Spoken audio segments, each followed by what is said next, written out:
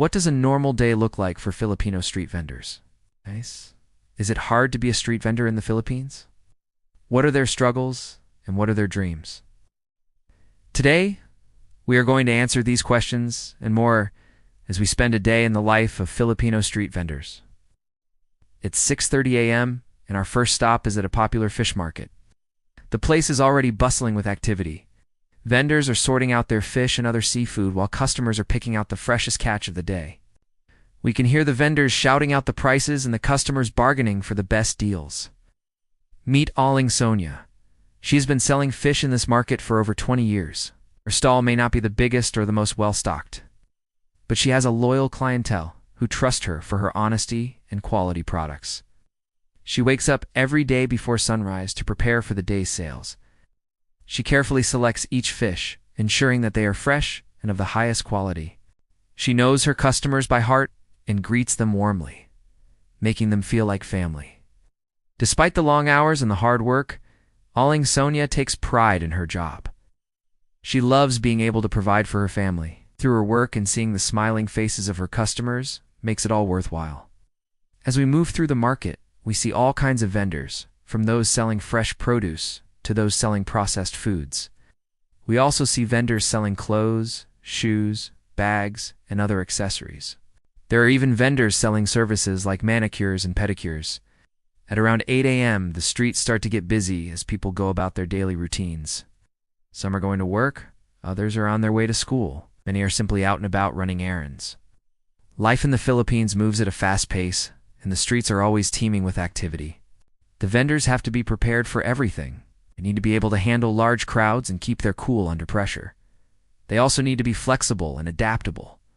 Things do and always go according to plan, and vendors often have to make do with what they have. To survive in this environment, the vendors have developed a thick skin. They're used to the hustle and bustle, and they know how to take care of themselves. They are a resilient bunch, and they are not afraid to speak their minds. They are also very social, and they know how to make people laugh. They understand the importance of community, and they are always there for each other. We meet Aling Maria, who has been selling mangoes on the side of the road for over 10 years. She learned the trade from her parents, who were also street vendors. She wakes up every morning before dawn to prepare for the day's sales. She carefully selects each mango, ensuring that they are ripe and juicy. She then cuts them up and arranges them on her display. She also has other fruits and snacks for sale. Despite the heat and the humidity, Aling Maria remains cheerful. She loves her job and takes pride in being able to provide for her family. The midday heat is intense, and most people are indoors trying to escape the scorching sun, but the show must go on for the vendors. They have to keep their produce fresh and their stalls stocked. It's not easy, but they are determined to make the best of it. Some vendors get creative with their displays to attract customers. Others offer samples of their products to entice passers-by. Still, others simply rely on their friendly demeanor and knowledge of their products to make the sale. No matter what their approach, they are all equally dedicated to their craft. The vendors are an integral part of the community. They are the ones who provide fresh produce and other goods to the people. They are also a source of jobs and income for many families. They play an important role in the economy. Despite the challenges they face, the vendors remain optimistic. They are hopeful for a better future for themselves and their families. Many of them dream of one day having their own store or business. Some want to send their children to school or college. All of them simply want a better life. As the afternoon heat begins to fade, the vendors start to pack up their things. They count their earnings for the day and make plans for the next.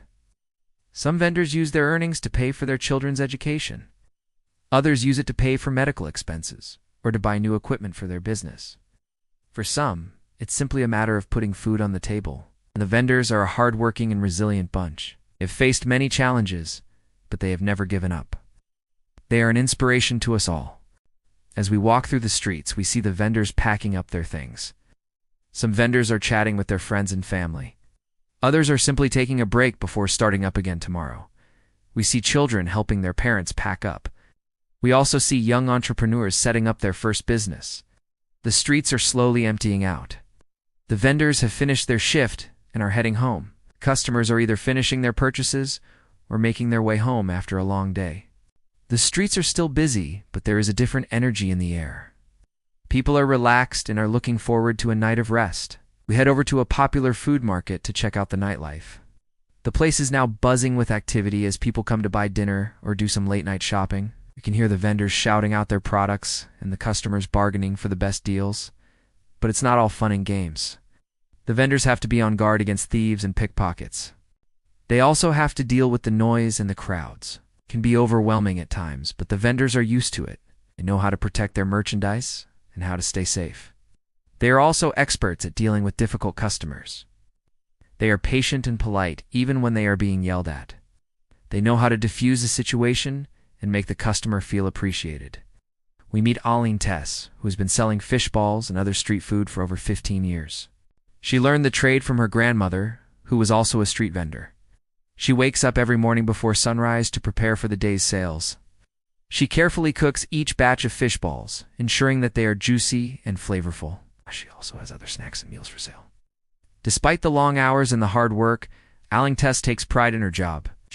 She loves being able to provide for her family through her work, and seeing the smiling faces of her customers makes it all worthwhile. The night is filled with laughter, music, and good food. The customers are enjoying themselves, and the vendors are happy to be a part of it. It's a great way to end the day. As the night comes to a close, we say goodbye to the vendors. We thank them for sharing their day with us and for giving us a glimpse into their lives. We've learned so much from them, and we are grateful for the experience. Being a street vendor in the Philippines is not easy. It's hard work that requires long hours, dedication, and a lot of patience. But the vendors we met were all very passionate about their work. They love being able to provide for their families and being part of their communities. They are hardworking and resilient people who are not afraid of hard work. They are also very creative and innovative. They have to be in order to succeed in such a competitive environment. If you ever visit the Philippines, be sure to support the street vendors. They are an important part of the culture, and they need our support to survive. Thank you for watching, and I'll see you in the next video.